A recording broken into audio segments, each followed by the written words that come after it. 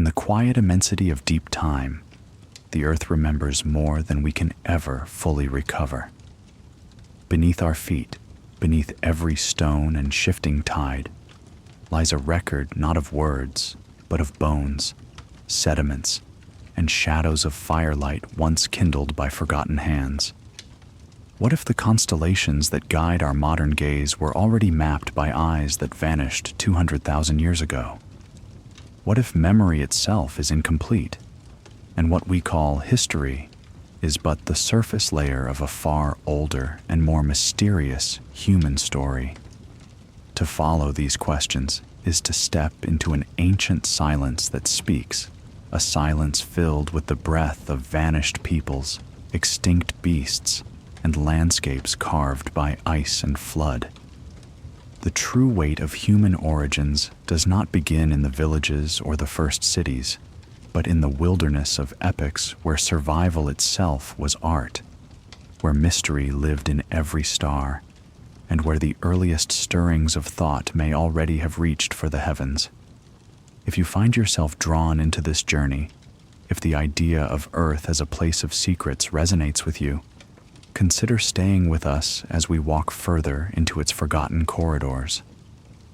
Liking this video, sharing it with fellow seekers, and subscribing ensures not just that you continue the exploration, but that you help keep alive a shared curiosity about where we come from and what shadows might still linger in our collective past.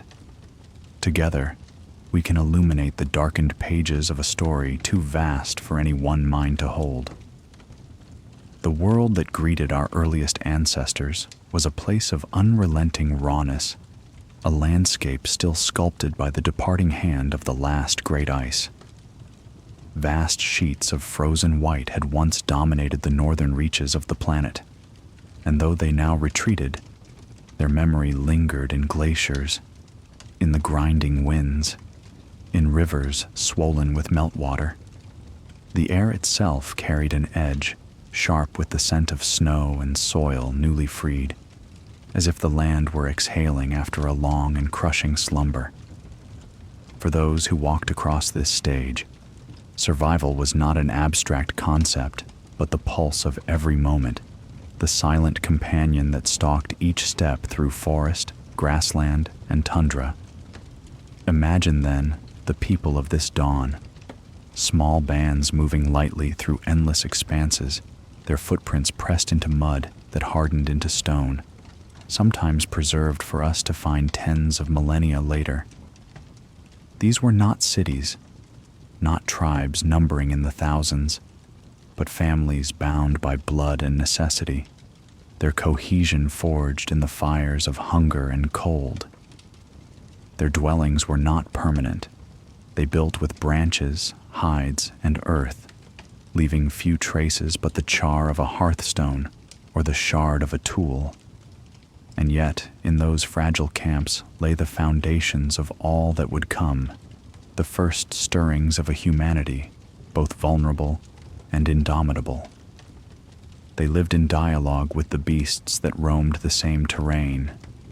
Herds of reindeer, aurochs, and bison thundered across the plains, their migrations dictating the rhythm of human life. To hunt them was to risk everything, for the distance between plenty and famine might be measured in a single spear's cast. The hunters knew the habits of these creatures intimately, reading the language of hoofprints, the broken reeds by the water's edge, the angle of the wind that carried scent. They moved with patience, crouched for hours in silence, their muscles taut with anticipation. When the moment came, it was not only strength that mattered, but coordination, the unspoken understanding among those who acted together. In the breath between life and death, a people's future might be secured for another season. And always, behind the hunt, there were predators whose shadows haunted the margins. Lions with shaggy coats, fit for the chill, packs of dire wolves whose eyes gleamed in the firelight beyond the circle of safety, and bears immense enough to scatter even the bravest. The night belonged to them, and humanity's fire was both a shield and a fragile defiance. Around its glow, stories must have been told, voices rising and falling as sparks drifted upward into the dark. Though we cannot know their words, we sense in the painted caves of Europe, in the carved bones found buried deep, that imagination had already taken root. The wilderness was not only a place of peril, but of wonder, and in its vast silences, thought itself began to stretch beyond the immediate. The land was in constant flux, a living organism of mountains and seas reshaped by tectonic breath. Valleys carved by ice now blossomed with grasses, while deserts formed in places where rains withdrew. Rivers shifted course, swallowing forests and leaving new plains exposed. For those who depended on the land, adaptation was everything. They did not conquer the environment, nor did they attempt to master it. Instead, they listened. A change in bird calls might mean the approach of a storm. A particular bloom of flowers signaled the return of migrating herds. To live in the wilderness of first dawn was to live in attunement, to survive not by bending the world, but by reading its signs like scripture. We often imagine these early humans as figures half lost to shadow, but in truth, they were no less complex than us. The tools they fashioned, from blades chipped with exquisite precision to spears weighted for balance, required not only skill, but accumulated memory passed across generations. The flint knapper's strike was not random. It was a practiced art, refined through countless repetitions, each mistake teaching the shape of perfection. Their clothing, stitched from hides, was tailored against the cold. Their shelters, though temporary, were engineered with care. In every gesture was knowledge we have largely forgotten, replaced by the ease of later centuries, but which once meant the difference between endurance and oblivion. And yet, beyond the practical, something else stirred. In Chauvet Cave in Lascaux, in sites scattered across continents, we find images of animals rendered with grace and motion, drawn by hands that sought more than mere depiction. Why paint by firelight, deep within the earth where no sun could ever reach? Why trace outlines of lions, horses, bison, as if to preserve their essence? Some argue these were rituals, attempts to bind success to the hunt.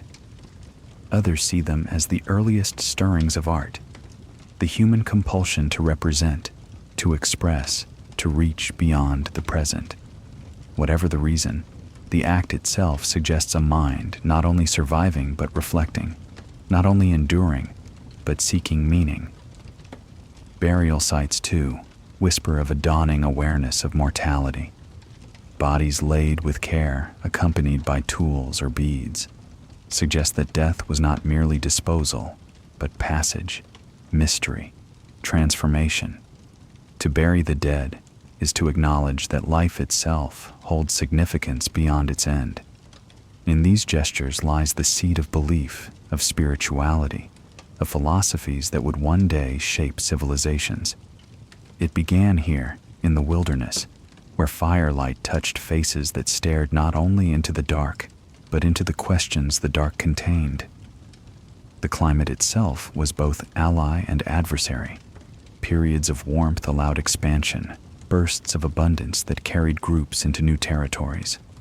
Then came sudden chills, the return of ice, the collapse of herds, famine pressing upon the fragile line of survival. Each shift demanded resilience, ingenuity, and above all, unity.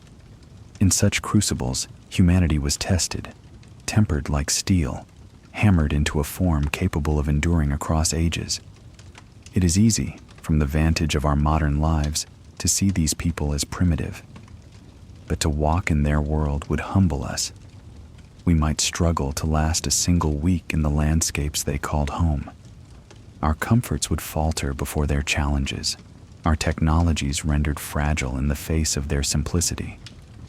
For theirs was not simplicity at all, but a sophistication attuned to the rawness of the world, a knowledge inseparable from survival itself. In their silence, in their songs, in their small triumphs and vast struggles, lies the essence of what it means to be human. The wilderness of first dawn is not gone. It lingers in the strata beneath our cities, in the bones we unearth, in the echoes of stories preserved through time. It lingers in our instincts, in the pulse quickened by darkness, in the awe we feel when staring at stars. It reminds us that we are not separated from these beginnings, but bound to them, threads in the same tapestry. The breath of those who once crouched by fire, who lifted eyes to skies we still see, who dreamed without knowing they dreamed, still mingles with ours. And as the chapter closes, we stand on the threshold of something greater. For from these small bands in the wilderness, bound by necessity and imagination, would rise the first hints of memory larger than survival. The dawn was not only of humanity, but of meaning. The wilderness whispered, and humankind began to answer.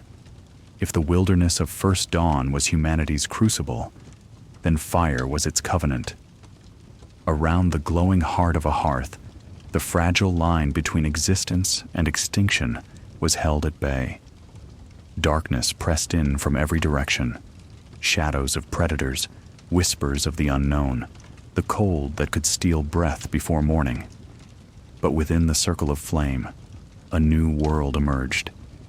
Here, humans not only endured but began to imagine, weaving memory and myth from sparks that rose into the endless night sky. The hunt defined their days. From the moment the sun rose pale over the plains, their minds were set upon survival, yet their methods reveal more than desperation. To hunt was to plan, to anticipate, to read the land as though it were a living text. They observed the cycles of beasts, the seasonal flows of rivers, the way herds returned along familiar paths carved through tall grass. They moved silently, barefoot or wrapped in soft hide, every step considered. The hunter's eyes scanned not only for prey, but for the subtle signs of opportunity. Disturbed soil, faint droppings, a branch bent at an odd angle.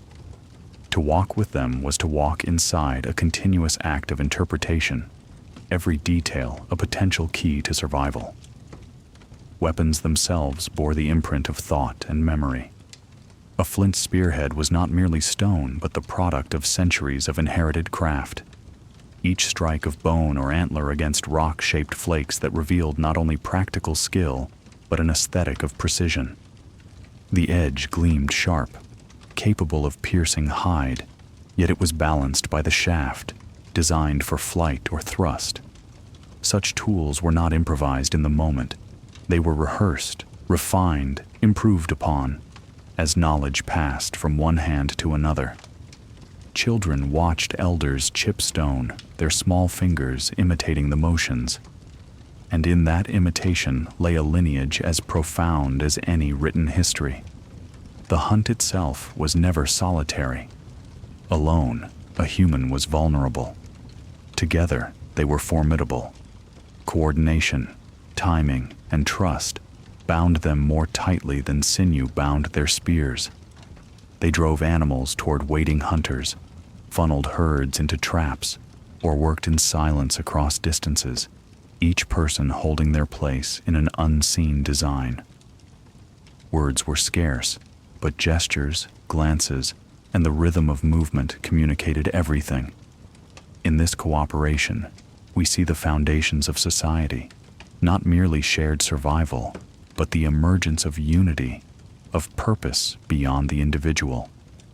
Yet survival was not the only prize. Each hunt carried with it meaning that reached deeper than hunger. When an animal fell, when its blood darkened the earth, gratitude and reverence accompanied the taking. Skins were tanned for warmth, bones sharpened into tools, sinews twisted into thread, meat dried and preserved. Nothing was wasted, for nothing could be. But beyond necessity, there was ritual.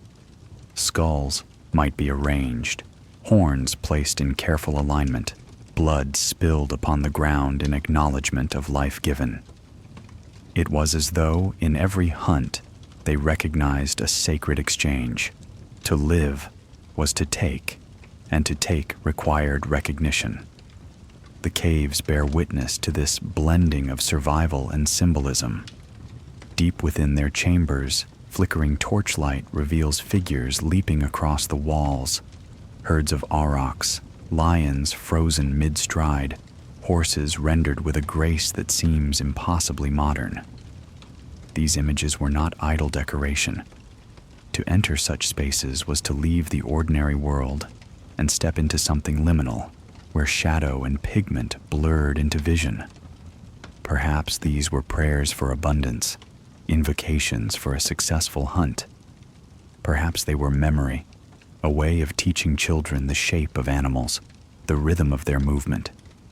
Or perhaps they were simply the flowering of imagination, the impulse to create that seems woven into humanity itself. Whatever their purpose, they remind us that long before written language, humans spoke through images, capturing not only what they saw, but what they felt. Firelight was the companion of these visions. At night, as sparks drifted upward, stories were told, though none remain to us in words. Yet we can sense their contours. Tales of hunts past, of spirits inhabiting the beasts, of ancestors watching from the darkness. Children must have listened with wide eyes as their elders' voices rose and fell, blending memory with imagination, fact with myth. Around the flames, humans became more than hunters. They became storytellers, bearers of a collective past. Memory, once bound to individuals, began to root itself in community, carried forward by repetition until it became something more enduring than flesh. The fire itself, so simple in appearance, was an alchemy of transformation. It warmed the body, but it also reshaped food, softening roots, cooking meat, releasing new possibilities of nourishment. It hardened wooden tools, blackened hides, kept insects at bay. And in its glow, humans saw their world differently. Night was no longer an absolute boundary. It became a time of gathering, reflection, dreaming. Flame drew people together, and in doing so, it sparked bonds that were not merely practical, but emotional. Around fire, laughter could emerge, grief could be shared, silence could become communal rather than solitary. Burial practices deepened during this age of hunters and fire. Graves reveal bodies placed with care, accompanied by beads of bone or ivory, by tools that suggest preparation for a journey beyond death. Some were sprinkled with ochre, the red earth echoing the blood of life itself. To bury the dead in such a way was to affirm that life held meaning beyond survival, that memory could outlast breath. The hunters did not simply vanish into the soil. They were remembered, honored, and perhaps believed to continue in some form beyond the reach of human eyes. Such gestures hint at the earliest spirituality, not in the form of temples or scriptures, but in the quiet reverence of daily life. To sit before fire was to commune not only with warmth, but with mystery. The flame consumed and renewed, destroyed and preserved, a paradox that must have stirred reflection. When sparks drifted into the sky, did they see in them the souls of the departed? When thunder rolled across the plains, did they hear the voice of something vast and unseen? In the hunters of memory and flame, we glimpse the beginnings of questions that would one day give rise to gods, philosophies, and myths that endure into our own time. the seasons too shaped ritual and memory. With each turning of the year, migrations resumed, herds moved, and the hunters followed. They left behind sites rich with tools and bones, places that became layered with generations of return. Each arrival must have carried echoes. Here, our ancestors feasted. Here, a child was born. Here, someone fell and was buried. The land itself became a text, inscribed not with ink, but with continuity, with memory woven into soil and stone. Even the simplest objects carried meaning. A carved bone etched with patterns, a necklace of shells gathered from distant shores, a figurine shaped from clay or ivory, all reveal a mind reaching beyond utility.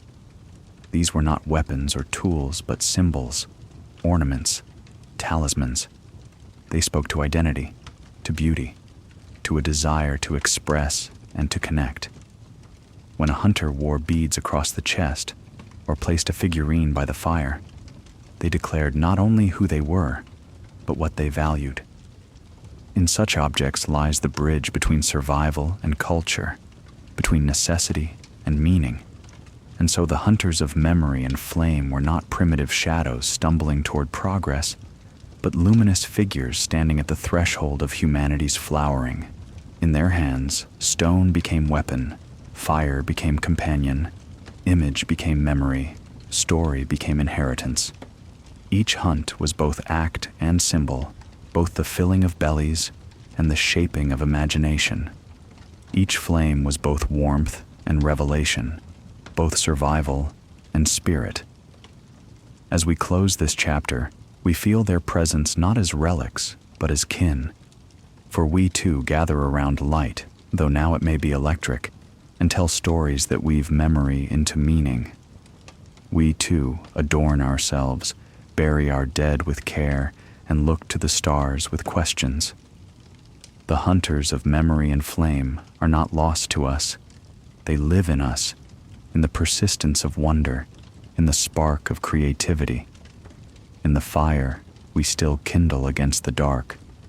And from these hunters, from their rituals and their art, will rise the first true traces of societies larger than the family circle, the forgotten tribes whose footsteps we follow though their names are gone. The fire prepares the way for the village, the hunt for the story, the memory for the history yet to be written.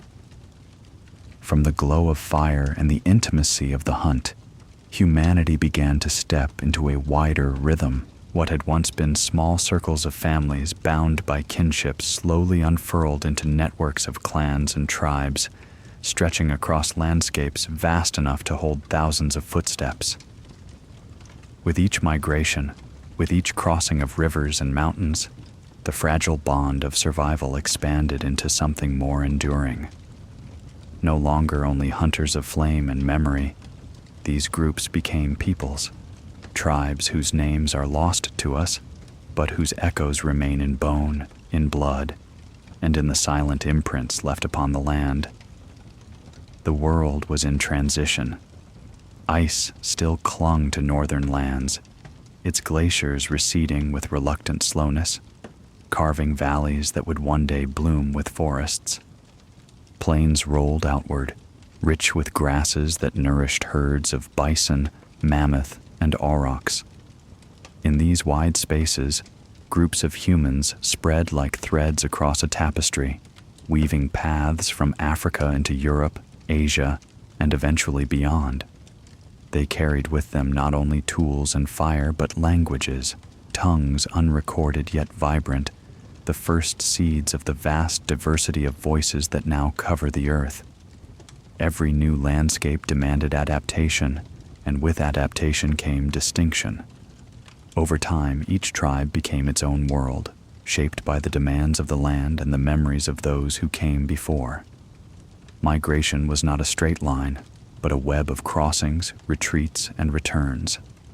Some tribes moved with the seasons, following reindeer across tundra, or fish along swelling rivers.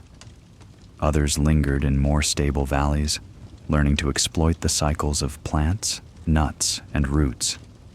Yet wherever they settled, however briefly, they left traces. Hearths blackened with ash, flint shards buried in soil, bones broken to reach the marrow within. Archaeology shows us these fragments, but imagination restores the life within them. Around those hearths, children played, elders taught, stories passed from one generation to the next. Each fragment, however small, was part of a continuum of lives lived with intensity, with struggle, with quiet triumphs that ensured their descendants would walk onward. And still, some of those descendants were not us. Alongside early Homo sapiens lived others, Neanderthals in Europe and Western Asia, Denisovans in the shadowed mountains of the East, and perhaps other lineages now vanished. These were not primitive beasts, but kin, skilled hunters and toolmakers who shared the same firelight. Evidence reveals encounters, exchanges of tools, even interbreeding that left traces in our DNA. For millennia, tribes of different human kinds walked the same valleys, sometimes competing, sometimes mingling, their destinies interwoven until one by one they faded, leaving our lineage to carry their shadows forward. We speak of forgotten tribes, but part of them still breathes in us, silent yet enduring. Language must have blossomed richly in this age, no longer merely gestures or cries, but structured sounds passed from mouth to mouth, shaping thought itself. Through words, hunters could coordinate with greater precision. Parents could teach more than mimicry. Stories could grow in complexity. Myths must have been born here, fragile yet potent, as explanations for storms, for stars, for the mysteries of death. Each tribe had its own tongue, its own stories, its own rituals, and though none of their words survive, their influence echoes in the branching tree of human languages, where distant tongues share roots like rivers fed by the same source. In time, these tribes marked their presence not only with tools, but with art that spoke of collective identity. Petroglyphs scratched into rock, figurines carved from ivory, beads strung from shells found far inland, all reveal a desire to declare existence beyond the practical. Some of these ornaments traveled vast distances, exchanged in networks that hint at trade long before cities arose. Imagine two tribes meeting on the edge of a plain, each cautious yet curious. Words stumbled across differences, but gestures of exchange, a shell for a flint, a carving for a hide, bridged the gap. In such encounters, the first threads of human interconnectedness were woven, fragile but persistent. Territory was both gift and tension. The abundance of a river valley might support one group, but when others pressed close, competition arose.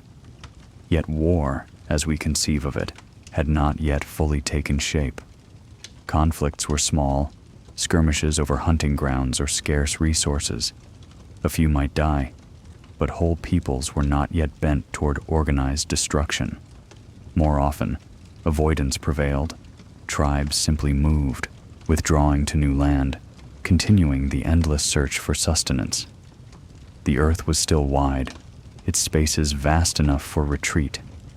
It would not always be so, but in these early times, movement itself was survival's answer to conflict. Ritual deepened with the growth of tribes. Burial sites reveal not only solitary graves but clusters, suggesting communities bound by shared rites of mourning. In some places, bones were painted with ochre, symbolizing perhaps life's return to the earth. In others, the dead were accompanied by tools, beads, and even flowers. Such care speaks to more than survival. It speaks to meaning, to the recognition of a community that endured beyond the life of any single member. Death did not erase identity. It wove it into memory. In this weaving lay the beginnings of culture, the invisible thread that binds people into a story larger than themselves. We may never know the names of these tribes, yet their influence lingers in landscapes shaped by their passage. Paths carved into mountains by countless feet became routes followed centuries later. Caves once marked by their torches became sacred sites for others. Even the animals they hunted adapted to their presence, changing ranges and behaviors in response. The forgotten tribes may be invisible to history's records, but they are not absent. Their fingerprints lie upon the world we still inhabit, faint but indelible. Consider also the resilience demanded of them. Each migration was a gamble, each crossing into unknown land a risk against starvation, predators, or hostile climate, and yet they pressed onward, guided by instinct, curiosity, necessity. To cross a frozen river, to climb a mountain pass, to brave the salt air of an unknown coast, these acts required not only courage, but imagination. They reveal a species restless, unwilling to remain confined, driven by something deeper than need alone. Perhaps it was curiosity, perhaps desperation, perhaps both. Whatever the impulse, it propelled humanity outward until, in time, there was no corner of the earth untouched by their presence. The tribes were not eternal. Many faded, swallowed by time, erased by changing climates, or absorbed into others. Languages dissolved, bloodlines merged, rituals vanished. What remains are fragments, a burial in the Siberian permafrost, beads in the sands of Africa, a jawbone in a cave in Spain. From these fragments, we attempt to reconstruct entire worlds, aware that much will always remain beyond reach.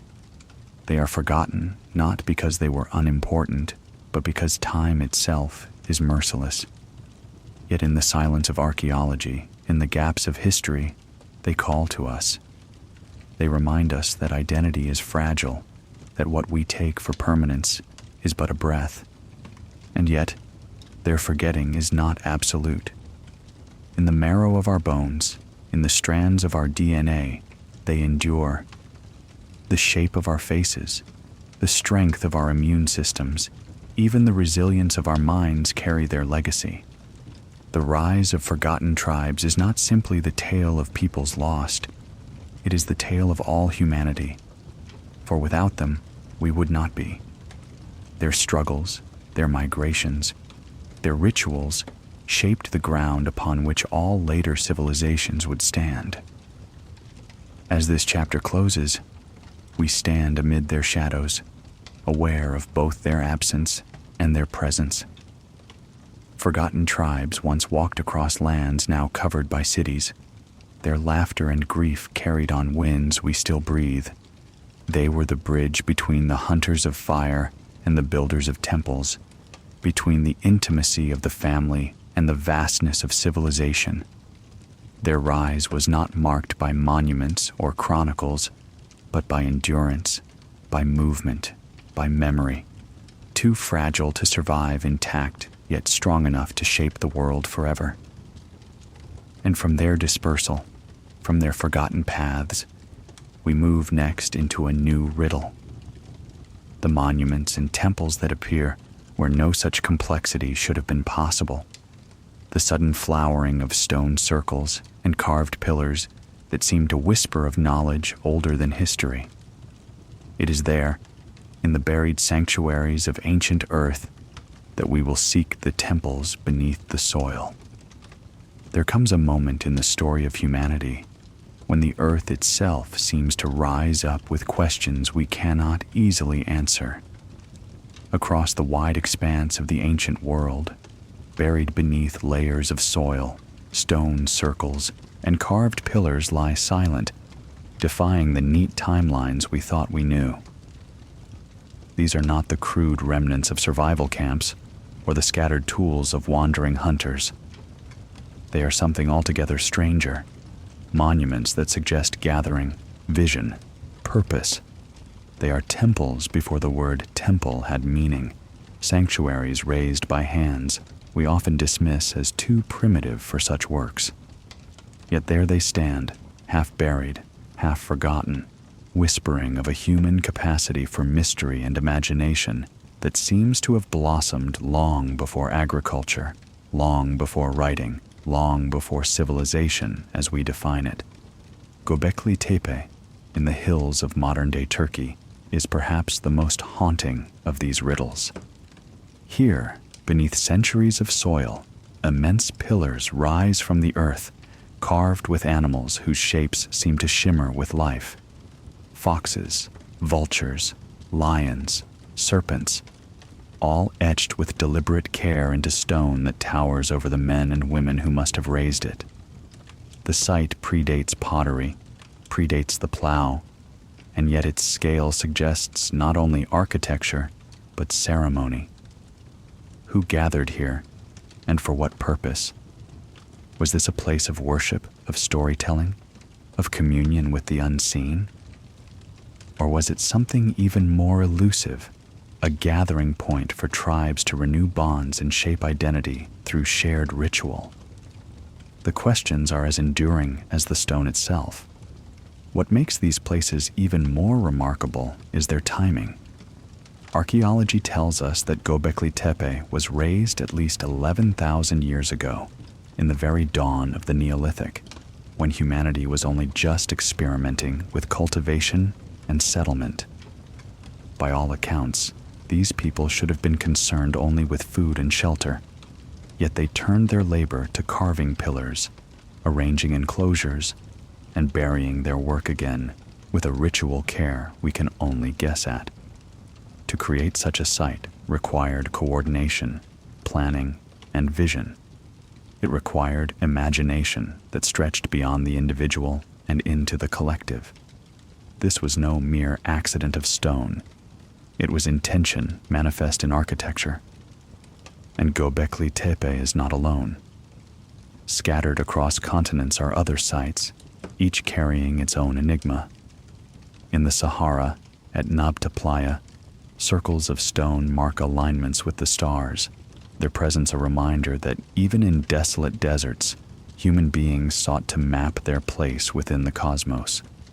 In the British Isles, though much later, Stonehenge would rise as a sibling in spirit, if not in time, a testament to the enduring human impulse to mark Earth with geometry and sky with meaning.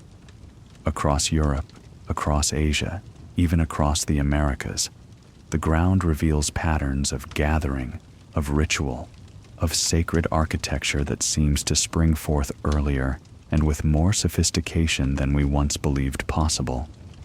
What drove these works? Perhaps it was the land itself, whispering in its cycles of sun and season. The stars overhead marked the passage of time, the solstices and equinoxes, charting when to plant, when to harvest, when to move. Aligning stone with sky was more than fascination. It was survival. Yet the precision, the artistry, the sheer scale of effort suggests something beyond utility. These places were stages where myth became tangible, where human beings stepped into the realm of the sacred and etched their presence into permanence. The temples beneath the soil force us to reconsider what it meant to be human in that early age.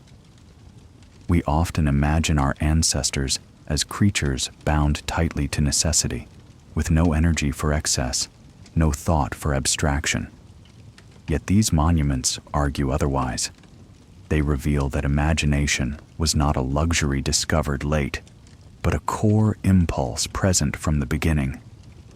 To gather hundreds to raise a pillar was to declare that meaning mattered as much as survival, that community was more than the sum of bellies filled and bodies clothed.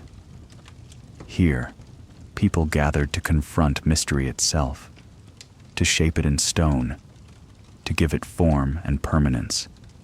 And perhaps these gatherings did something else. They bound disparate tribes into something larger. For a people whose lives were marked by movement, by constant adaptation, such temples may have been anchors of identity. To return to the same place year after year, to renew ritual together, was to declare continuity, to weave memory into the fabric of the land. The stones became more than monuments. They became memory itself, standing against the forgetting winds of time. In this way, the temples beneath the soil may represent the earliest seeds of what we now call civilization, not in the building of cities, but in the recognition of a shared story. Yet mystery persists.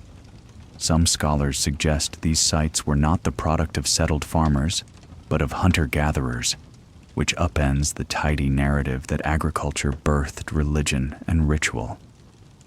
What if, instead, the reverse was true? What if it was the pull of ritual, the need to gather at sacred places, that encouraged humans to linger, to experiment with planting, to domesticate animals? If so, then civilization may not have been born from the soil alone, but from the human longing for meaning, for the sacred, for the collective act of building something larger than oneself. Legends from later ages echo faintly with these possibilities. Myths of sacred mountains, of gods who raised pillars, of ancestral gatherings beneath the stars may preserve memories older than writing.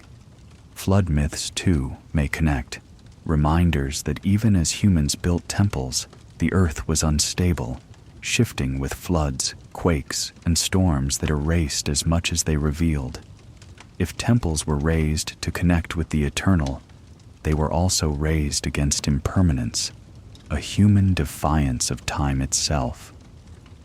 Walking among such ruins today, one feels not mastery, but humility. The stones loom silent, their carvings eroded yet still potent. We do not know the names of those who carved them, nor the prayers they whispered, nor the stories that gave their shapes meaning. But we know they felt what we still feel: awe beneath the stars, reverence before death, longing for connection beyond the immediate. In their stones we see ourselves, stripped of modern complexity, yet still undeniably human. These ancient temples are buried not only in soil, but in our imagination. They remind us that humanity's story is not one of steady progress from ignorance to enlightenment, but of mystery intertwined with survival from the very beginning. To recognize the temples beneath the soil is to accept that our past is not simple, that memory is fragmented, and that even in ages we dismiss as primitive, there were visions vast enough to endure millennia. And as this chapter closes, the question lingers: if these temples rose before history began, what other monuments, what other gatherings, what other civilizations might have flourished and then vanished without leaving even stone behind? The soil holds secrets still, and the rivers and the seas. To seek them is to walk deeper into the realm of myth, where the line between memory and imagination blurs.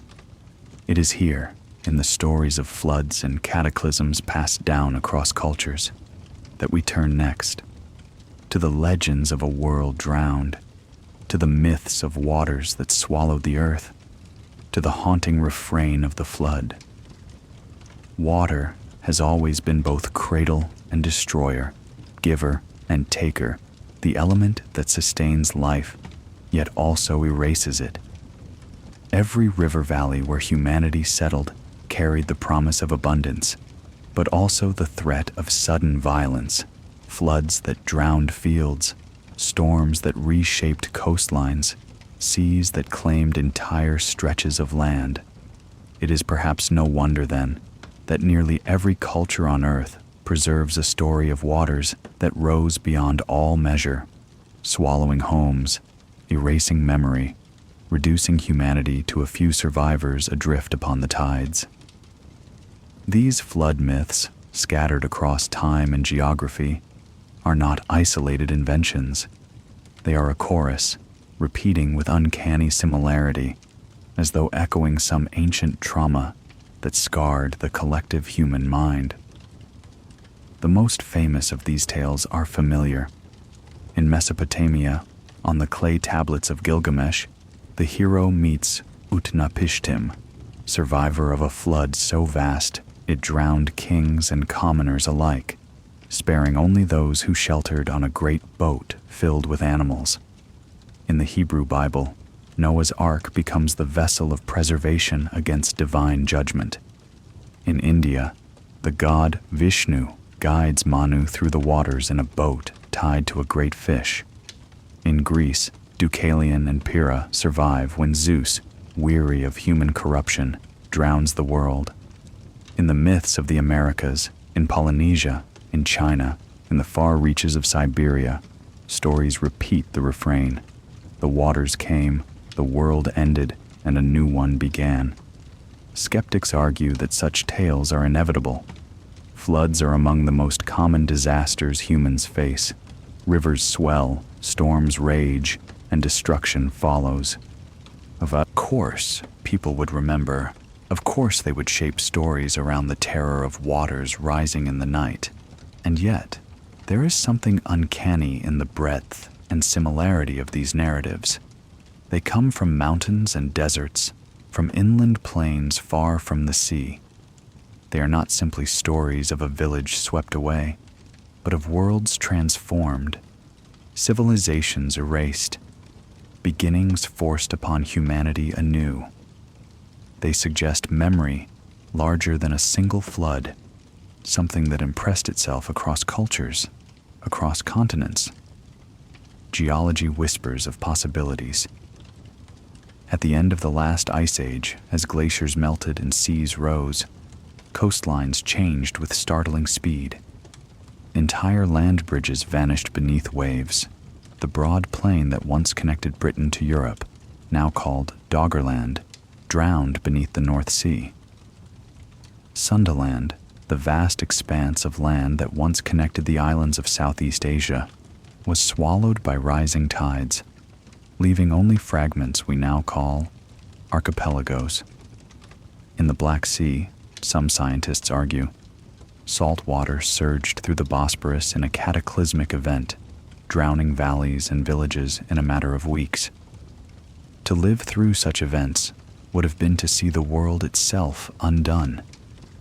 Is it so unthinkable that memory of these traumas lingers in myth, carried across generations, until it became the timeless refrain of the flood? But myth is never only memory, it is also meaning. Floods are not told simply as disasters, but as reckonings. They wash away corruption, arrogance, or forgetfulness, leaving behind a remnant chosen to begin again. In this way, flood myths speak not only of geological shifts, but of human anxiety. The awareness that all we build can be erased in an instant, that permanence is illusion. Even as temples rose from stone, even as tribes gathered and dreamed of continuity, water reminded them that nothing endures unchallenged. The flood became the ultimate image of impermanence, of cosmic reset, of renewal born from destruction. What makes the legends even more haunting is their universality. The Hopi tell of previous worlds destroyed by flood and fire, with our own world only the latest in a cycle. The Maya spoke of gods who sent waters to erase flawed creations before humanity as we know it was formed. In Norse tradition, the giant Ymir's death flooded the earth with his blood, and later prophecies warned of Ragnarok, when seas would rise once more. The persistence of this motif across cultures raises the question, were these merely symbolic, or do they conceal fragments of a shared ancient experience? Archaeologists searching submerged coastlines find hints of forgotten settlements now beneath the waves. Off the coast of India, near Dwarka, ruins lie under the sea, their stones suggesting human presence where none should be. Off the coast of Japan, at Yonaguni, strange formations stir debate. Are they natural, or remnants of structures swallowed by rising tides? Even in the Mediterranean, drowned, cities like Pavlopetri remind us that the sea's hunger is eternal, Whether each site represents myth embodied in stone or coincidence shaped by geology is less important than the realization they inspire. Our maps are not final, our histories incomplete, our memories selective. What is most poignant in these myths is the survival of the few. Always there is a remnant, a boat, a raft, a mountain peak where life clings as waters retreat. The flood does not end humanity, but reshapes it, cleansing, purging, forcing renewal. It suggests a deep resilience in the human psyche, an instinct to believe that even in cataclysm, there will be continuity. Perhaps this reflects lived truth, that though villages were drowned, though tribes were scattered, humanity endured, carrying fragments of story to new lands, telling children of waters that once destroyed their ancestors, warning them of the fragility of the earth beneath their feet. There is, too, a philosophical echo in these tales. They remind us that time itself is cyclical, that eras rise and fall as inevitably as rivers swell and retreat. The flood becomes metaphor for the cycles of history, for the inevitability of forgetting and renewal. Just as waters erase, so too does time, carrying away monuments, languages, and entire peoples. And just as waters recede, leaving fertile soil behind, so too does time prepare new beginnings. In this way, the flood is both fear and hope, terror and promise. Standing by the ruins of ancient river valleys, one can almost hear the echoes. The laughter of children silenced in a night of rising water, the cries of elders watching familiar paths vanish beneath waves, the stunned silence of survivors who awoke to a world remade. The legends of the flooded earth are not simply stories. They are scars, passed down in the only way possible, through myth. And yet, myths have power beyond their origins. They shape imagination, frame identity, inspire awe. Even today, in an age of satellites and science, the image of a world drowned resonates with primal force. We understand, perhaps more keenly than ever, that floods can return, that seas are not fixed boundaries, but restless, patient invaders. Climate and time remind us that the stories our ancestors told are not only about their past, but about our future. As this chapter closes, the waters recede in our imagination, leaving behind fertile soil upon which new possibilities grow. But the memory of their violence lingers, shaping our sense of fragility. If the earth can erase entire tribes and temples in a single sweep, what else might it have erased? What civilizations? What knowledge? What stories now lost to the deep? It is here that speculation begins to stir, that questions grow bolder. Were there cultures more advanced than we imagine, swallowed so completely that only myths remain? Were there shadows of cities beneath the waves, their memory carried only in the refrain of the flood? These are the questions that lead us beyond the edge of history and into the realm of possibility, to the tantalizing idea that humanity's story is not only what we have uncovered, but also what has been lost. And so, we turn next to the most haunting of enigmas, the shadow of civilizations erased so thoroughly that only whispers remain, the civilizations that may have risen, flourished, and fallen long before we believed such wonders possible. The soil remembers what history forgets. Beneath layers of sediment and the slow accretions of time lie hints of something we can never fully grasp. Civilizations that may once have risen and fallen long before our accepted timelines begin. We speak of the Sumerians as the first great builders of cities, the Egyptians as masters of stone, the Indus people as architects of urban grids. But what if these were not beginnings, but echoes? What if other peoples, now erased, once carved their own monuments, sailed their own seas, gazed upon their own stars with understanding as deep as ours. Such questions haunt the archaeology of the unknown, pressing us to wonder whether the legends of lost lands and vanished kingdoms are merely stories or fragments of truths swallowed by time. The idea is not new. Plato, writing in ancient Greece, spoke of Atlantis, a mighty island civilization that fell beneath the waves in a single catastrophic night. Scholars often dismiss his account as allegory, a parable of hubris and decline. Yet the power of the story persists, not only because of its drama, but because it resonates with memories from across the world.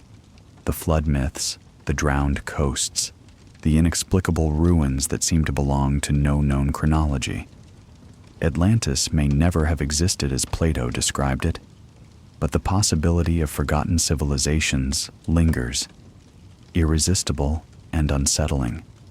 Consider the ruins of Baalbek in Lebanon, where immense stone blocks, some weighing hundreds of tons, form a foundation whose purpose remains debated. The later Romans built atop them, but who first placed these giants and how is uncertain. Or look to the enigmatic Moai of Easter Island, immense figures gazing across the Pacific, carved by a people whose own history dissolved in ecological collapse. Or to the pyramids of Mesoamerica, which rise from the jungles in patterns that seem to echo celestial alignments. None of these are lost in the literal sense, but they remind us that civilizations can vanish, leaving only fragments to confuse those who come later. If such collapses occurred within known history, why could they not also have happened in prehistory, leaving behind even less to be found? The ocean is perhaps the greatest keeper of these secrets. Coastlines that supported early humanity during the Ice Age are now drowned beneath hundreds of feet of water. Vast plains where rivers ran and forests grew lie hidden on continental shelves. If settlements once stood there, if temples or cities were raised upon those shores, their remains may still sleep beneath the waves, out of reach of easy excavation. Scattered reports of submerged structures, from the ruins off Yonaguni in Japan to the alleged remains near India's Gulf of Khambhat, ignite debate. Are these merely natural formations, or are they the eroded bones of forgotten human enterprise? Skeptics caution against leaping to conclusions. Geology can mimic architecture, and the mind loves to see patterns. Yet the allure remains, because if even one such site were proven to be the remnant of a true pre-Neolithic civilization, our entire understanding of history would be rewritten. But the shadow of lost civilizations is not only in stone. It lingers in myth, in stories of golden ages when humans lived closer to the gods, when knowledge was greater, when decline followed hubris. The Aztecs spoke of previous suns, worlds destroyed before ours. The Hindus told of yugas, vast cycles of ages where humanity rises and falls in waves of virtue and corruption. The Greeks remembered a time when men lived like gods, free of toil, before being cast into the harsher ages of bronze and iron. These stories do not align in detail, but in spirit they converge. Humanity remembers not a straight ascent, but cycles of flourishing and collapse, of light and shadow. Could these myths preserve distant echoes of real forgotten ages? It is impossible to know with certainty. Archaeology deals in fragments, in shards of pottery, in bones and carbon dates. What is not preserved is invisible to science. And yet, the absence of evidence is not always evidence of absence. Wooden structures decay. Cloth disintegrates. Entire cultures can vanish without leaving durable stone behind. What we see of the past may be only a fraction of what once was, the tip of a vast and unseen iceberg. The Younger Dryas, a sudden climatic shift about 12,800 years ago, looms large in such speculation. Some researchers suggest that a comet impact or other catastrophe triggered dramatic cooling, floods, and widespread extinctions. If human groups had begun to organize into complex societies before this event, might they have been erased, leaving only scattered survivors to rebuild? Mainstream archaeology remains cautious, and rightly so, for extraordinary claims require extraordinary evidence. Yet the timing is intriguing, overlapping with the earliest known monumental sites like Göbekli Tepe. Did catastrophe erase more than we realize, forcing humanity into a kind of cultural amnesia from which only fragments remained? To entertain these questions is not to abandon reason, but to embrace humility. History is not a finished book.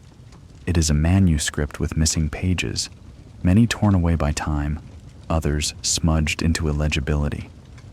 What we know is precious, but what we do not know is vast. The shadows of lost civilizations remind us of this, urging us to approach the past not with arrogance, but with wonder, to see in every ruin not only what is explained, but also what resists explanation. And there is another dimension, subtler yet perhaps more profound. The possibility that civilizations can be lost not only physically, but in memory. Languages die. Traditions fracture. A people erased leaves no trace if no one remains to tell their story. We may be surrounded by the unacknowledged ghosts of cultures whose names will never be spoken again. Even within recorded history, we see glimpses of this. The vanished Etruscans, the forgotten Minoans, the countless tribes whose stories were never written down. Prehistory must have been filled with such vanishings, each leaving humanity poorer, each casting a longer shadow. To walk among ruins is to feel this shadow. The stones are silent, but they stir unease. Did greater knowledge once thrive here? Did hands now dust fashion tools we cannot recognize, write scripts that dissolved with the centuries, chart stars in ways we have yet to recover? The shadow whispers that our certainty is fragile, that what we call the beginning may only be a middle, that human history is older, deeper, stranger than we dare imagine. And yet, whether or not such civilizations truly existed, the power of the idea shapes us. It teaches humility in the face of time. It fuels imagination, inspiring generations to search, to dig, to dive, to question. It offers a mirror in which we see our own fragility. For if civilizations can vanish so completely that only shadows remain, what does that say about our own? What will be left of us 10,000 years from now, when the soil and the sea have taken their toll? As this chapter closes, we are left with mystery, suspended between skepticism and wonder. The shadow of lost civilizations may be no more than a reflection of our own fears and desires, projected backward into time. Or it may be the faint outline of truths we have yet to uncover, waiting in the soil, in the sea, in the myths that refuse to die. Either way, the shadow beckons us onward, toward questions larger than archaeology, toward enigmas that stretch from earth to sky. And so, in our journey, we lift our gaze once more. If civilizations may have been lost on Earth, what of the stars? Were the heavens themselves mapped and mirrored in ancient monuments, guiding not only crops, but meaning?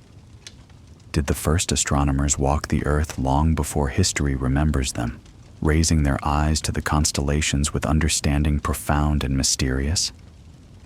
It is to those echoes, those alignments of stone and sky, that we turn next, into the realm of the stars. Long before ink touched parchment, long before mathematics carved its symbols into clay, human beings looked upward and saw stories in the night sky. To live in the ancient world was to live beneath a dome alive with fire. The stars were not distant, silent suns, as science now tells us, but companions, ancestors, gods, or mysteries that demanded attention. They marked the rhythms of migration, the seasons of planting and harvest, the cycles of ritual. More than this, they offered a sense of permanence in a world where rivers shifted course, floods erased villages, and death was never far. The stars were constant, their patterns eternal to eyes that could not yet know of precession or the slow drift of the heavens. And so, they became memory, map, myth, echoes from the stars that guided humanity in its earliest attempts to understand itself. When we walk through the ruins of ancient structures, we find alignments too precise to dismiss as accident. The great stones of Stonehenge catch the midsummer sunrise and the winter solstice as well. The pyramids of Giza align with uncanny accuracy to the cardinal points of the compass, their shafts directed toward constellations revered in Egyptian cosmology. The temples of Teotihuacan echo celestial patterns, their avenues aligned with the setting of the Pleiades, their pyramids rising as artificial mountains to mirror the sacred landscape of the sky. Even Göbekli Tepe, older than all of these, may encode alignments with stars, as though its builders sought not only to gather upon the earth, but to bind their gatherings to the heavens. Skeptics caution against reading too much into such alignments. Human beings, after all, are pattern seekers. To us, coincidence can resemble design, yet to dismiss the heavens as incidental is to misunderstand the ancient mind. For people who lived by the rhythms of migration and season, the sky was the great calendar, the eternal clock. The rising of Sirius over the Nile heralded the floods that renewed Egypt. The Pleiades guided planting across cultures from the Andes to Japan. Orion, striding across the winter skies, became a universal hunter, his belt an unmistakable marker that tethered time itself to human imagination. The precision with which ancient peoples oriented their monuments toward these celestial markers suggests intention, reverence, and an intimacy with the sky that we, in our age of electric light, can scarcely fathom. But beyond utility, there is something more profound. The heavens offered meaning. To gaze upward was to confront the infinite, to feel both awe and insignificance. In that confrontation, myths were born. The Greeks saw constellations as heroes frozen in triumph or tragedy, their stories inscribed upon the firmament. The Egyptians saw the goddess Nut arched across the sky, swallowing the sun each night and birthing it anew each dawn. The Polynesians, voyagers of unparalleled skill, saw highways in the stars, guiding their canoes across thousands of miles of ocean. Everywhere, the stars were not distant fire but living text, inscribed with meaning that gave shape to human life. Could it be, then, that the first astronomers lived not 5,000 years ago, but 50 or even 100? That even in the Paleolithic, humans not only painted animals upon cave walls, but mapped the heavens above them? Some scholars have argued that certain cave paintings, clusters of dots near animals, patterns etched into rock, may represent constellations, star maps rendered in ochre and charcoal. In Lascaux, a cluster of dots near a painted bull resembles the Pleiades, raising the possibility that the stars themselves were being recorded tens of thousands of years before formal astronomy. If true, this suggests a continuity of sky watching as old as art itself, a recognition that the heavens and the earth are mirrors, bound together in the same mystery. What would it mean to imagine these early astronomers, cloaked in furs, standing before their fires, pointing upward with words that have long vanished? Perhaps they traced Orion's belt. Perhaps they marked the path of Venus. Perhaps they remembered eclipses that frightened or awed them. Perhaps they told children that the stars were ancestors, watching and guiding. Perhaps they measured time by lunar cycles, counting days upon carved bones, each notch a step in the dance of light and shadow. The thought is humbling, that the curiosity which drives our modern telescopes is the same curiosity that stirred in those first upward gazes, when firelight flickered on human faces turned to the night. Across cultures, echoes of this ancient sky watching persist. The Dogon people of Mali spoke of Sirius and its invisible companion long before modern astronomy confirmed its existence, though debate swirls about how such knowledge could have been preserved. The Mayan calendar, intricately tied to cycles of Venus, reflects centuries of careful observation that predates European contact. The ancient Chinese recorded eclipses with astonishing accuracy, while in Mesopotamia, priests watched the heavens from ziggurats, convinced that the stars foretold the destinies of kings. These were not isolated traditions, but part of a global pattern. Humanity seeking order in the heavens, finding there a reflection of order upon earth. Speculation inevitably stirs at this point. Could knowledge have been greater, earlier, than we allow? Did forgotten civilizations map the stars with sophistication lost in their collapse?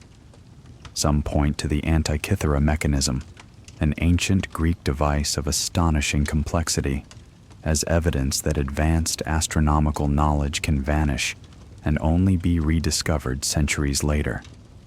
If this could happen in the Mediterranean, why not in earlier ages, erased by flood, fire, or time? The idea is tantalizing, but it must remain possibility rather than certainty, an echo of what might have been rather than what we can prove. Yet even without lost civilizations, the sky itself is enough, for it reveals that humanity has always looked beyond the immediate, beyond survival.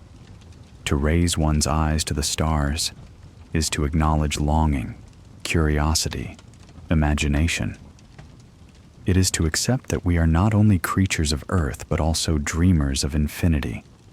The echoes from the stars remind us that meaning has never been confined to soil or stone, but has always been written across the heavens. The sky also teaches humility, for while it seems eternal, it too changes. Precession shifts the poles, constellations move, stars die. The night sky of our ancestors was not the same as ours, and ours will not be the same as our descendants.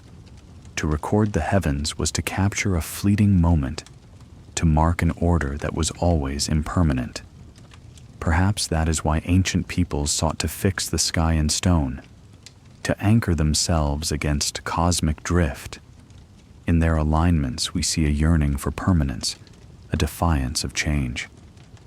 But the stars whisper another truth as well, that we are small, fragile, brief.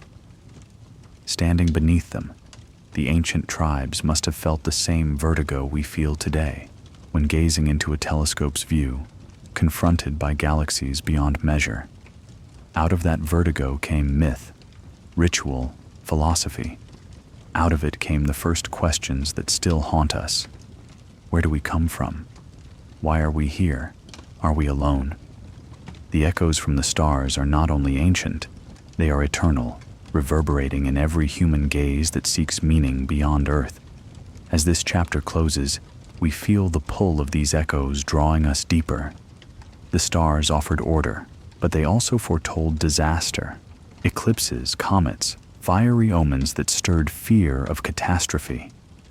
And in the archaeological record, we find scars of real catastrophes, impact craters, layers of ash, sudden extinctions that reshaped the earth and human destiny alike. If the stars gave us guidance, the heavens also gave us terror, reminders of forces vast enough to erase worlds. And so we turn next to those riddles of catastrophe, to the moments when fire from the sky or ice from the north shattered the course of humanity, forcing us to adapt or perish, to begin again after the world itself seemed to end. The human story has never been a gentle unfolding. It has been interrupted, redirected, scarred by forces that dwarf our fragile lives. The earth is not a static cradle, but a restless stage, shaped by fire and ice, shaken by the deep breath of tectonic plates, and struck at times by messengers from the heavens. To walk through history is to walk through a landscape of catastrophes, some remembered in myth, some written in stone, others hidden in the quiet language of geology. These riddles remind us that our species has endured not only through ingenuity, but through resilience, forced again and again to adapt when the world itself turned hostile. One of the most haunting events lies at the end of the Pleistocene, in the sudden chill of the Younger Dryas. Around 12,800 years ago, the warming that had begun to melt the great ice sheets abruptly reversed. Temperatures plunged, glaciers surged once more, and ecosystems collapsed. Megafauna that had roamed the plains for millennia, mammoths, giant sloths, saber-toothed cats, vanished in a geological blink. Human groups, who had begun to experiment with farming, found themselves thrust back into scarcity, forced to adapt their strategies to survive. What caused this sudden change remains debated. Some scientists argue for a massive influx of glacial meltwater disrupting ocean currents. Others point to volcanic activity. A more controversial theory suggests a comet impact, fragments of a cosmic wanderer striking North America, igniting wildfires and shrouding the earth in dust. Whether fire from the sky or breath from the deep oceans, the Younger Dryas stands as one of the great riddles, a catastrophe that reshaped both environment and destiny. The scars of impacts are written across the planet's surface. In Arizona, the Barringer crater yawns a mile wide, a reminder of an iron mass that struck some 50,000 years ago. In Mexico, the Chicxulub crater tells of a far greater disaster, the asteroid that ended the reign of dinosaurs 65 million years ago, opening the path for mammals and eventually us. Though long before humanity, its echo lives in every mammal heartbeat.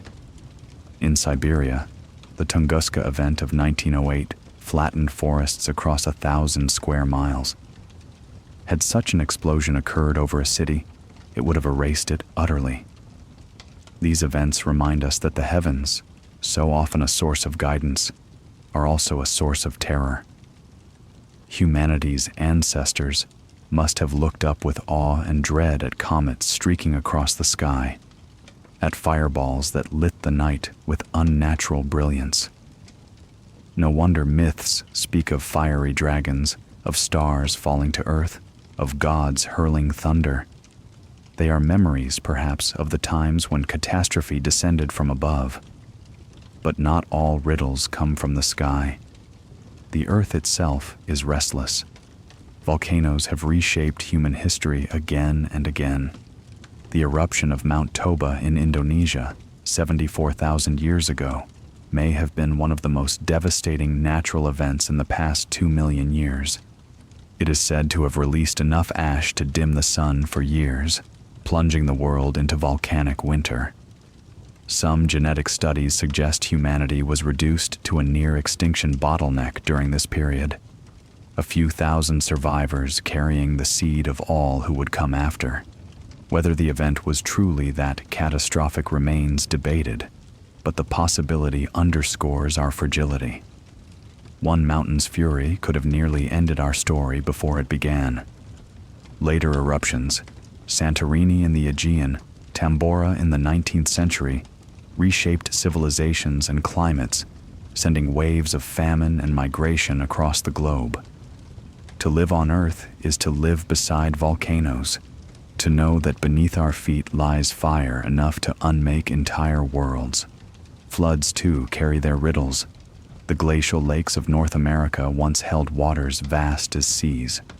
When ice dams broke, torrents poured forth, carving canyons in days, reshaping entire landscapes in weeks. The Missoula floods, repeated again and again, left behind scoured valleys that testify to power beyond imagination. For those who may have witnessed such events, the world itself must have seemed torn apart, a familiar landscape erased overnight.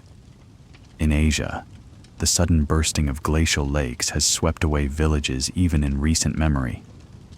In these deluges, we may find the origins of myths that speak of floods not as ordinary disasters, but as cosmic resets. Earthquakes write their riddles in silence and sudden terror. Entire cities have fallen in a single minute, swallowed by ground that once seemed firm. Ancient peoples could not know of shifting tectonic plates, but they knew the dread of the earth itself convulsing, swallowing buildings, opening chasms. Mythologies speak of gods of the underworld shaking the ground, of serpents coiled beneath the soil. In truth, the riddle is no less terrifying for its scientific explanation. To this day, earthquakes remind us of our vulnerability, collapsing centuries of work in seconds. Yet catastrophe is not only destruction, it is also transformation. Each disaster has forced humanity to adapt, to rethink, to innovate. When megafauna disappeared, humans turned more to plants, to smaller game, to the first experiments in agriculture. When volcanoes blotted out the sun, survivors learned to migrate, to seek new lands, to endure scarcity.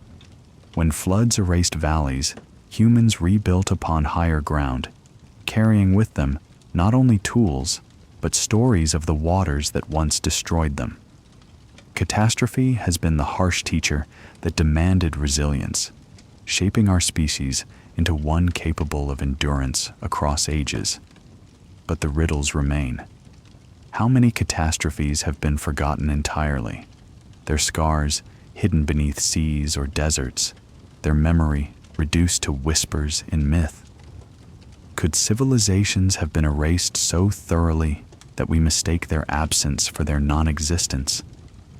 Could temples, cities, knowledge itself have been lost in floods or fire, leaving only faint echoes for us to puzzle over millennia later?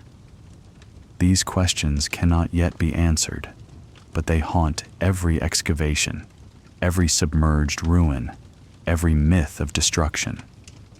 The paradox of catastrophe is that it both destroys and preserves.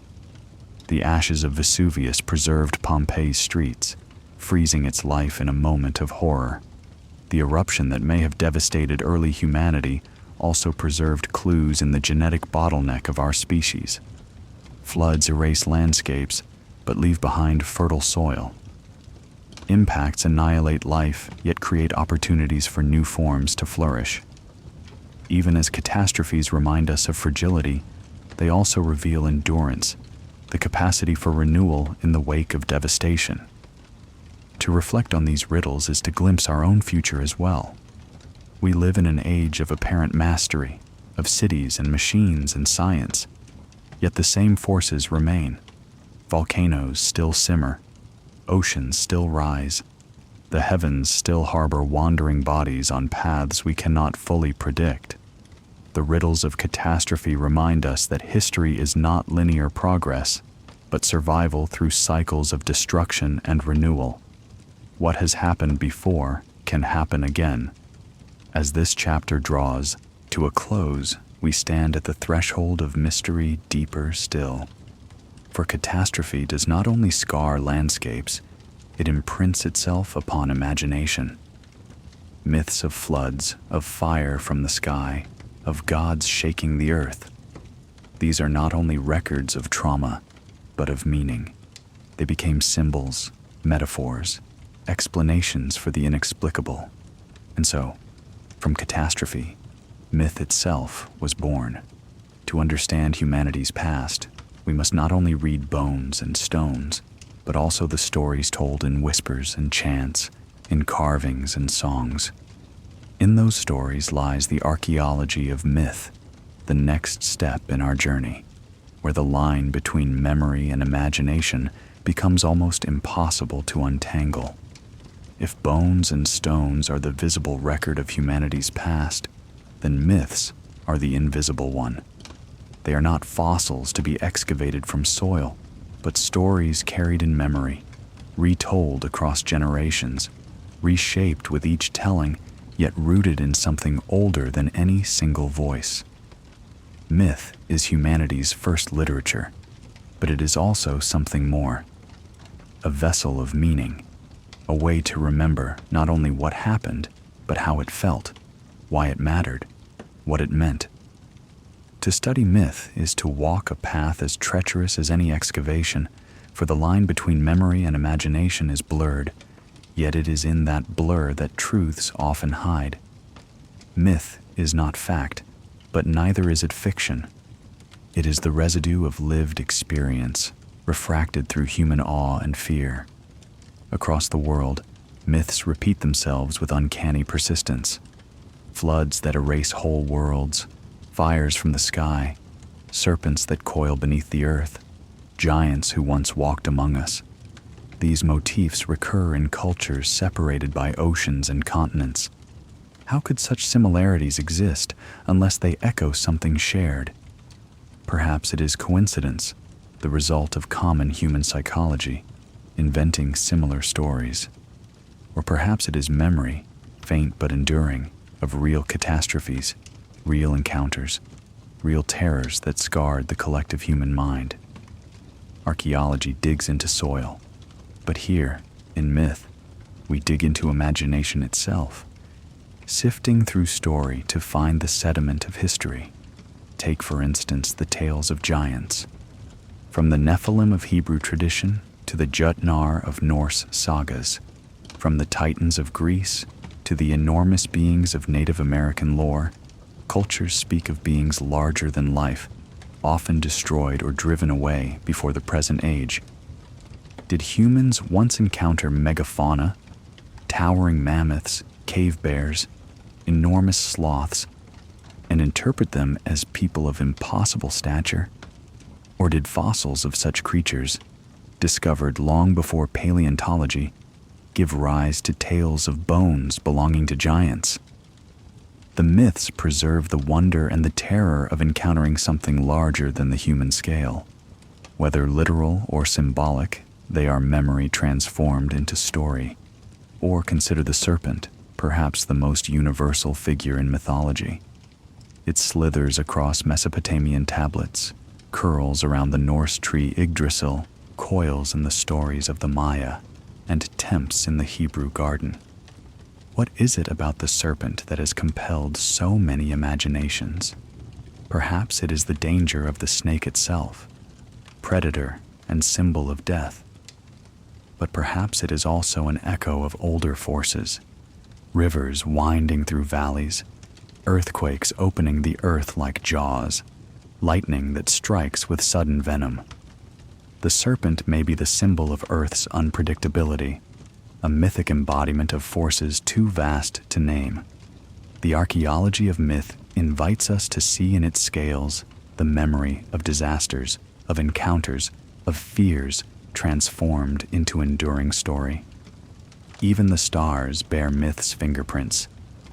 Constellations across cultures differ in detail, but echo in theme. Hunters, animals, divine figures etched against the night. Why Orion in Greece? Why the Great Hunter in Africa? Why similar patterns in distant lands? Perhaps the shared sky was interpreted in ways more universal than we imagine. Yet perhaps it was also the memory of astronomical events, comets, eclipses, meteors, that inspired awe and terror, embedded in myth as God's weapons, dragons' fire, omens of fate. Here, myth becomes astronomy, an attempt to explain the inexplicable with the tools of story. Myth is not static. It evolves, adapts, absorbs. A tale that began as memory of flood may become moral parable, warning of arrogance or sin. A story rooted in volcanic eruption may transform into a saga of gods at war. Yet the root persists. Archaeology of myth means seeking that root, tracing back the story to the soil of its origin, peeling away layers of interpretation to glimpse the seed beneath. It is delicate work, for myths resist dissection. To treat them as mere records is to diminish their power, but to ignore their possible truths is to lose the history they carry. There is also the question of transmission. How do myths survive across centuries, even millennia, without writing? Oral tradition is more resilient than we assume. In Australia, Aboriginal peoples tell stories of coastlines that existed before the sea rose thousands of years ago. Geological study has confirmed that such changes occurred, and the oral record has preserved memory of it for tens of generations. In this way, myth becomes archive, not precise in detail, but astonishingly accurate in essence.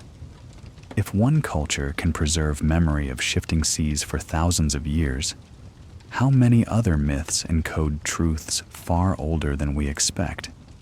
Yet myths are not only memory of events, they are also memory of emotions. They preserve the awe of standing before mountains, the terror of storms, the grief of death, the wonder of birth. They encode values, courage, caution, reverence, defiance. In this way, they are as important to understanding humanity as bones or tools. Archaeology can show us what humans did. Myth can show us how humans felt about what they did. In myth, we encounter the first philosophies, the first attempts to frame morality, destiny, meaning. There is another layer to myth, more elusive still. The possibility that myths preserve fragments of encounters with other human kinds. Could Neanderthals, Denisovans, or other vanished relatives be remembered in stories of others? The wild men of forests, the giants of mountains, the spirits who lived apart from us. Such tales might be distorted echoes of real meetings, recast as supernatural once the memory of who they were faded. Archaeology finds their bones, but perhaps myth preserves their presence in imagination. To study the archaeology of myth is to confront humility. We cannot prove its truths with certainty, yet we cannot dismiss them either.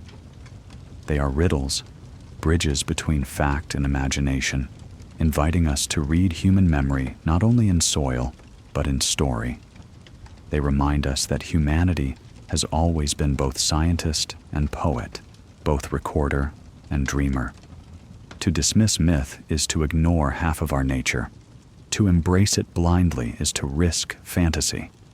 The balance lies in wonder, acknowledging myth as both art and archive, both fiction and truth. As night falls and we imagine those first storytellers gathered around the fire, we realize that we are not so different. We still tell myths, though we call them by other names, legends, fables, even science fiction.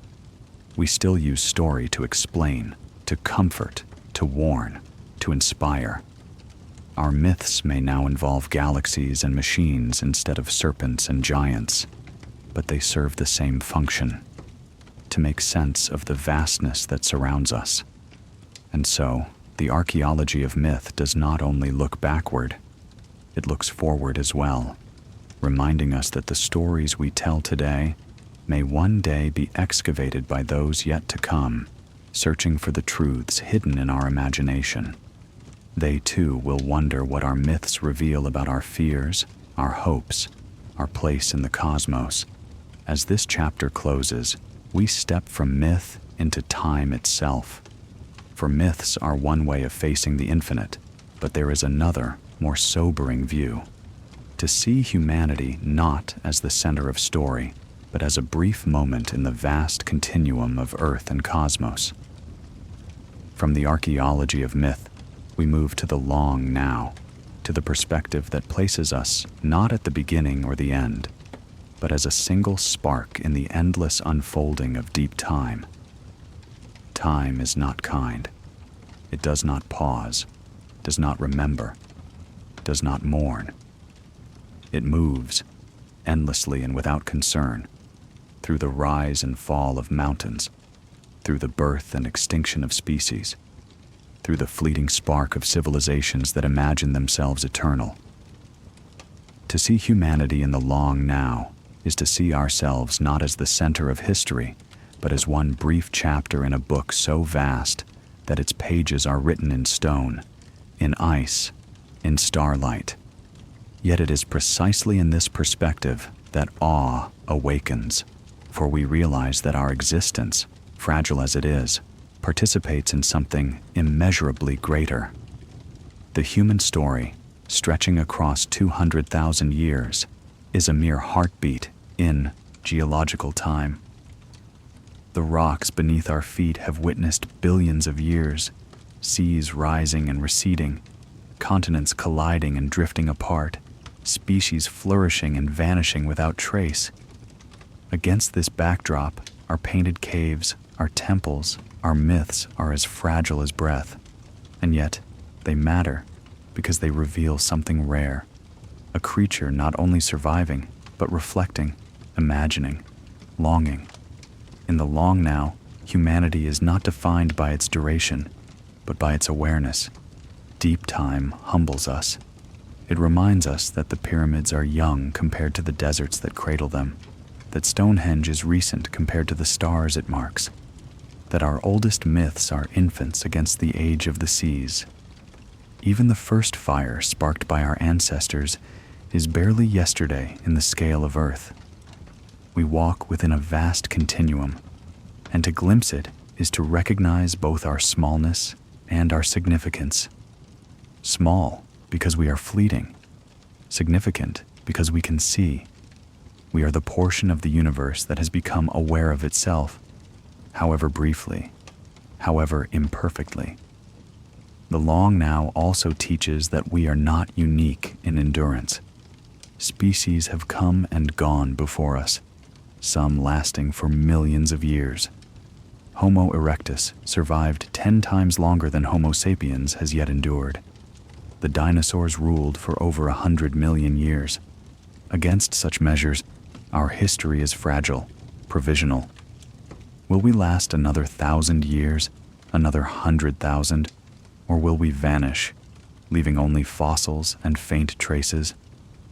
The long now does not promise us permanence. It offers only the truth of impermanence, the inevitability of change. And yet, within impermanence lies possibility. Each civilization, each tribe, each family has carried forward something. Stories, tools, songs, memories. Even when catastrophes erased, survivors began again.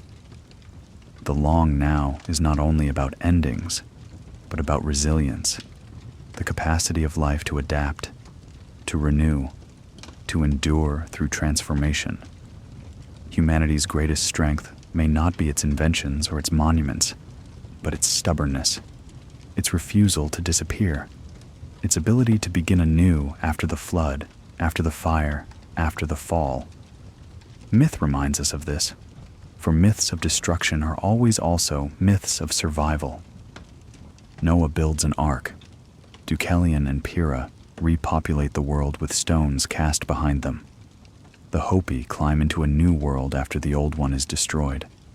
The Maya begin again after the gods erase flawed creations. In every culture, endings are accompanied by beginnings, catastrophe by renewal.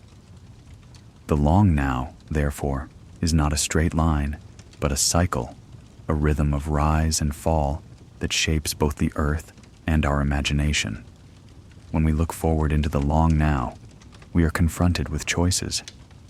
Our technology grants us power beyond any ancient civilization. We can split the atom, alter the climate, reach into space. We have become a geological force, reshaping the planet in ways that will be visible in stone for millions of years. Future archaeologists, if they exist, will find the scars of our industry in the layers of sediment, our plastics fossilized in rock, our radioisotopes etched into the record of time. What will they think of us? What myth will they tell of the species that reshaped the world in a geological blink? Perhaps they will not exist, because we will not endure. Perhaps our civilization will be a brief flare, extinguished by our own hand or by forces beyond our control. Perhaps we will be forgotten as utterly as the tribes whose names we do not know, as thoroughly as any lost civilization. The long now offers no comfort. It whispers that all things pass, but it also offers perspective. Even if we vanish, life will continue. The earth will renew. The stars will burn. New stories will be told by others, perhaps even by minds not yet imagined. To live with awareness of the long now is to live with humility. It is to recognize that our achievements, however dazzling, are temporary. It is also to recognize that our struggles, however overwhelming, are not final. We are threads in a tapestry far larger than ourselves, and though we may not see its pattern, we contribute to it all the same. The long now frees us from the illusion of permanence, but it also invites us to treasure the present, to see in each moment a fragment of eternity. And so we return to the fire, the beginning of this journey. Imagine our ancestors gathered around their flames, the wilderness pressing in, predators lurking, stars burning overhead. They told stories to make sense of their lives, to bind themselves together, to carry memory forward. We are not so different. We gather around our glowing screens, tell stories across continents, search for meaning in science, in myth, in art. The fire is different, but the impulse is the same. In the long now, we are connected not only to the future, but to the past, to those who painted on cave walls, to those who raised temples, to those who told myths of flood and fire. Their breath is in ours, their wonder in ours, their fragility in ours. The long now of humanity is not an ending, but an opening. It reminds us that our story is incomplete, that we are still at the dawn of our existence. 200,000 years is nothing against the scale of Earth. Perhaps we will endure longer than we imagine. Perhaps we will reach the stars, becoming echoes ourselves in other skies. Perhaps we will vanish, remembered only in ruins, in myths yet to be told. Whatever our fate, the long now insists that we are part of a continuum, one thread among countless others woven into the fabric of time. To see ourselves this way is both humbling and empowering. It strips away arrogance, but grants perspective. It shows us that we are temporary, but also that we are luminous, that in our brief spark we have created art, language, science, and story. We have looked at the stars and seen not only fire, but meaning. We have looked at the earth and seen not only resource, but home. We have looked at each other and seen not only survival, but love. And so the long now is not bleak. It is beautiful. It is the reminder that fragility does not diminish value, but intensifies it. That impermanence is not despair, but urgency.